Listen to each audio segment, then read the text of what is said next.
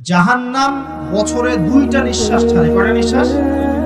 একটা নিঃশ্বাস গ্রীষ্মকালে যখন প্রচন্ড দাবদাহ চলে, ওইটা হচ্ছে জাহান্নামের নিঃশ্বাসের ফসল। ওই প্রভাবে পৃথিবীতে এরকম দাবদাহ চলে।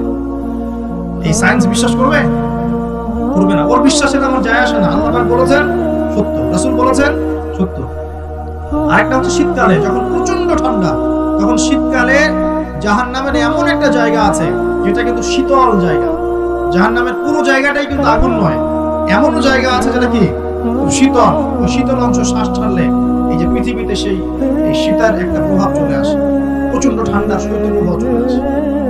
এটা হয়তো অনেকে বিশ্বাস করবে, ভুল মনে করবে যে ধর্মান্ধ কথাবার্তা। হাদিসে আছে নবী সাল্লাল্লাহু আলাইহি ওয়াসাল্লাম বলেছেন, কে সত্যবাদী? এই পুরো সভ্যতার রাসূল সাল্লাল্লাহু আলাইহি ওয়াসাল্লাম।